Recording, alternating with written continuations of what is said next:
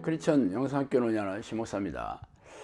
오늘은 하나님께서 천국 백성을 테스트하시는 5가지 항목이라는 제목으로 생각해 보도록 하겠습니다.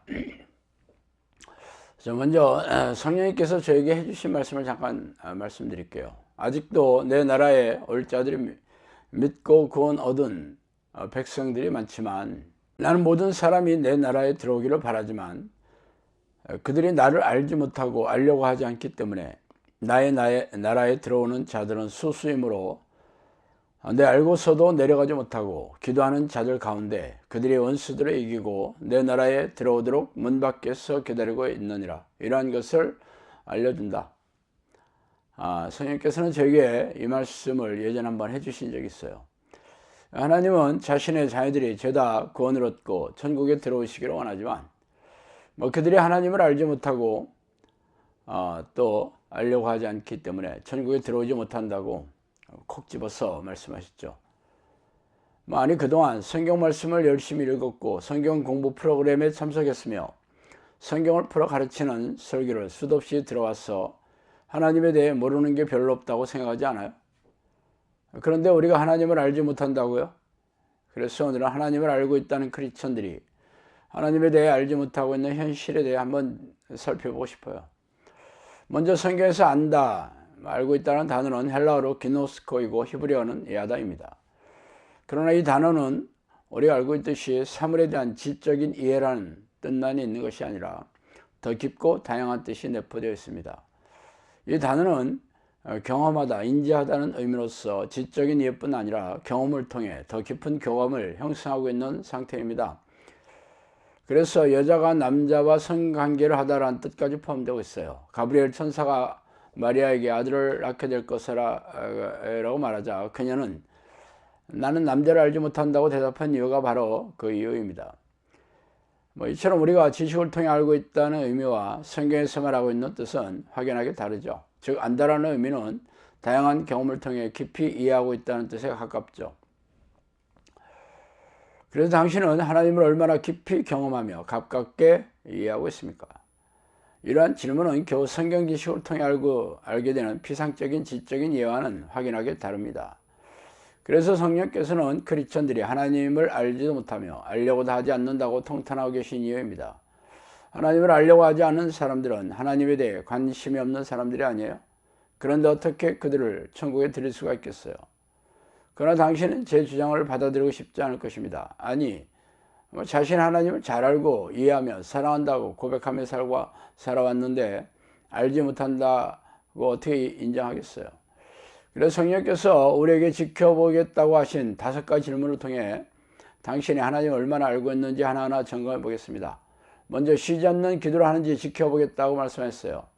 기도란 자신의 소원을 들어달라는 간청이 아니라 하나님을 왕이자 주인으로 인정하며 그들의 이름을 거룩하게 여김을 고백하고 찬송하고 경배하며 죄를 회개하고 감사하며 하나님의 뜻을 분별하여 간구하는 행위입니다.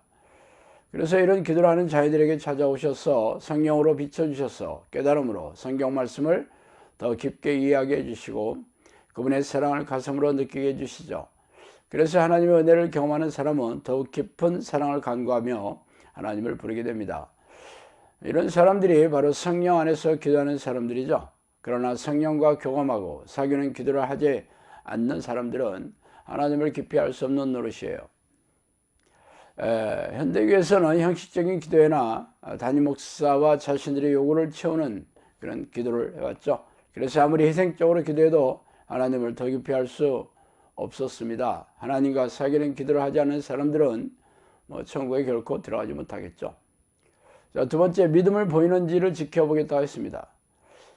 현대교회에서 가르치는 믿음이란 여호와 하나님이 세상을 지으시고 예수 그리스도께서 우리의 죄를 대신하여 십자가에 돌아가셔서 그 부활의 공로를 믿어서 하나님의 아들이 되었다는 것을 믿는 그 믿음을 알고 있죠. 그러나 이러한 믿음은 단지 믿음의 문을 여는 것에 불과합니다. 진정한 믿음은 하나님의 뜻에 순종하는 것이죠. 하나님께서 심판날에 이 땅에 살아온 행위들을 감찰하시고 심판하신다는 것을 믿고 있다면 하나님의 명령에 순종하지 않을 수 있겠어요? 아브라함과 기생 라합을 비롯한 초대교회 사도들과 제자들은 하나님을 관념적이고 지식적으로 믿는다는 것에 그치지 않고 하나님의 명령을 목숨을 다해 순종하지 않았어요. 그래서 어떤 어려움과 핍박이 오더라도 구차하기를 피하고 도망치지 않았습니다. 그래서 당신은 이런 믿음을 보이고 있어요. 현대교회에서는 지식적인 믿음을 전부로 가르치고 있기 때문에 믿음의 능력을 경험하지 못하고 무능하고 무기력한 삶을 살아가고 있습니다. 하나님께서 인정하시는 믿음은 기적이 내려오는 믿음으로 증명해 보여야 하겠죠. 그러나 입술로는 내뱉는 관념적인 자기 확신을 성경적인 믿음이라고 받아들이는 이들이 현대교회에 허다하게 있죠. 세 번째, 시험을 이기는지 지켜보겠다고 했습니다. 시험이란 죄의 유혹이나 테스트란 뜻이에요. 그러므로 시험에 들었다는 의미는 죄에 걸려 넘어있다는 뜻이죠. 하나님은 죄를 미워하시며 죄인을 가까이 하실 수 없습니다. 그러므로 하나님을 잘한다고 생각한다면 하나님이 싫어하시고 미워하시는 죄와 피터지게 싸우고 이겨내야 할 것입니다. 하나님이 싫어하는 죄는 성경에 수도 없이 말씀하고 계시지만 가장 큰 죄는 하나님을 죄인으로 섬기지 않는 죄이며 하나님을 사랑하지 않는 죄입니다. 그래서 입으로는 죄하면서 자신이 계획하고 소원하는 인생을 살고 싶어 하죠. 또한 피조물이 하나님을 부르고 찾아오지 않는 죄가 가장 큰 죄입니다. 이런 엄청난 죄를 날마다 반복하고 있으면서 죄와 피터지게 싸워 이길 생각도 하지 않는 이들이 어떻게 하나님을 잘한다고 말할 수 있겠어요? 네 번째로 귀신을 쫓아내는지 지켜보겠다고 했습니다. 이르시되 너희는 가서 저희 여호와에게 이르되 오늘과 내일은 내가 귀신을 쫓아내며 병을 고치다가 제3일에는 완전하여지리라 하라. 누가복음 13장 32절 말씀이죠. 죄를 짓는 자는 마귀에게 속하나니 마귀는 처음부터 범죄함이라. 하나님의 아들이 나타나신 것은 마귀의 일을 멸하라 하심이라. 요한일서 3장 8절입니다. 내가 진실로 내게 이르노니 나를 믿는 자는 내가 하는 일을 그도 할 것이요 또한 그보다 큰 일도 하리니 이는 내가 아버지께로 감이라. 요한복음 14장 12절 말씀이죠. 하나님 무엇을 원하는지 잘 알고 계시다면 하나님의 명령을 신속하게 준행하며 살고 있어야겠죠. 그렇다면 하나님은 당신에게 무엇을 하기를 원하십니까? 예수님이 이 땅에 오신 것은 마귀의 일을 멸하러 오셨으며 실제로 공생애 동안 귀신을 쫓아내며 귀신들이 일으킨 질병을 치유하시면서 복음을 전하시고 영혼을 구원하였습니다. 이처럼 당신도 예수님의 뜻을 잘 알고 계시다면 이 사역에 동참하지 않겠어요? 그러나 귀신에 대해 알려고 하지 않으며 귀신을 쫓는 영적 능력을 얻으려고 애쓰지 않는다면 어떻게 예수님을 잘 안다고 할 수 있겠습니까? 다섯 번째, 죄를 고백하고 회개하는지 지켜보겠다고 했습니다. 여호와의 손이 짧아 구원하지 못함이 아니에요. 귀가 둔하여 듣지 못하심도 아니라 오직 너희 죄악이 너희와 너희 하나님 사이를 갈라놓았고 너희 죄가 그의 얼굴을 가리어서 너희에게 듣지 않으시게 함이니라. 이사야 59장 1절이죠. 만물보다 거짓되고 심히 불탄 것은 마음이라 누가 능히 이를 알려마는. 에레미야 17장 9절 말씀입니다. 예수께서 대답하시되 진실로 내게 이르노니 죄를 범하는 자마다 죄의 종이라. 요한복음 8장 34절 말씀이에요. 성경은 모든 사람이 죄를 범하여서 하나님의 영광에 이르지 못한다고 선포했으며 의인은 단 한 명도 없다고 선언하고 있습니다. 또한 우리의 마음의 생각은 부패하여 역겨운 냄새가 나고 그래서 하나님과 우리의 사이를 갈라놓았다고 말씀하고 계십니다. 그래서 예수님을 이 땅에 보내셔서 십자가에서 보혈을 흘려주심으로 그 공로로 이제서 죄를 고백하고 기도하여 회개하며 기도해야 하지 않겠어요? 그러나 대부분의 크리스천들은 자신의 죄를 심각하게 여기지도 않으며 죄를 깨닫지도 고백하지도 회개하지도 않고 교회마다만 밟고 있죠. 하나님의 가장 싫어하시는 죄를 어린 양의 피로 깨끗하게 씻지 않는 사람들이 어떻게 천국에 들어가겠어요? 자기 두루마기를 빠는 자들이 복이 있으니 이는 그들이 생명나무에 나가며 문들을 통하여 성에 들어갈 권세를 받으려 함이라. 계시록 22장 14절이죠. 이 말씀을 잘 생각하면서 자신이 천국에 들어갈 수 있는 그런 믿음을 가진 자인지 잘 곱씹어 보기 바랍니다. 오늘 여기까지 하겠습니다. 감사합니다. 너희가 하는 사역은 이례적인 사역으로 귀신 축출 사역을 포함해서 귀신들의 활동성을 알리는 사역이다. 오래전 평신도 시절에 저는 영적 세계와 귀신의 존재에 대해 호기심이 적지 않게 있었어요.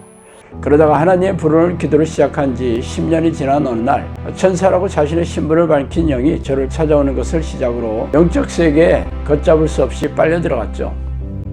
책에서 소개한 25가지의 사건들은 사실 빙산의 일각이에요. 귀신들은 입을 통해서 음성으로 말하기도 하며 누군가가 귀에다 대고 말해주는 것처럼 영음으로 말해주기도 합니다. 또한 사람 안에 잠복하여 뇌를 장악하고 조종하고 모든 신체 기관을 움직일 수도 있어요. 물론 대부분의 귀신들은 자신의 존재를 감쪽같이 속여 숨어서 조종하지만 말이죠. 귀신들이 잠복하여 들어가 있는 정신질환 환자들에게서 귀신을 쫓아내면서 정신질환과 고집병을 취하면서 제 주장을 증명해오고 있습니다. 그동안 저를 찾아온 사람들은 전부 교회를 열심히 다니는 교인들이었으며 그들은 자신이 다니는 교회에서의 문제를 해결할 수가 없어 전전긍긍하다가 저를 찾아오느라고 말하더라고요. 성경은 우리가 사는 세상의 왕이 사탄이고 악한 영들이라고 선포하고 있지 않습니까? 그들은 놀라운 위력과 능력으로 죄의 덫을 놓고 유혹해서 죄인으로 만들어 생명과 영혼을 사냥하는 섬뜩한 놈들이라고 밝히고 있습니다. 그래서 예수님은 죄를 부추기고 죄인으로 만드는 이놈들과 피 터지게 싸워 이기는 사람들만이 생명책에 이름이 지어지지 않을 것이라고 말씀하시지 않아요? 그러므로 귀신들의 정체와 공격에 무지한 교인들은 속아서 포로로 잡혀 있으며 이 땅을 떠나면 지옥불에 던져질 운명이 셈이죠. 종말의 시간이 가까울수록 악한 영들은 더욱 날뛰면서 교인들에게 불행과 고통을 줘 영혼과 생명을 사냥하고 있는 이때 성령께서도 귀신들에게 고통받고 있는 하나님의 백성들에게 귀신들의 정체와 공격을 알리고 이들과 맞서 싸워 이기는 정형산을 양육하라는 성령의 명령의 일환으로 이 책을 쓰게 되었어요. 그러므로 당신도 이 책을 통해 귀신들의 정체와 공격을 잘 알고 영생을 준비해야 하지 않겠어요?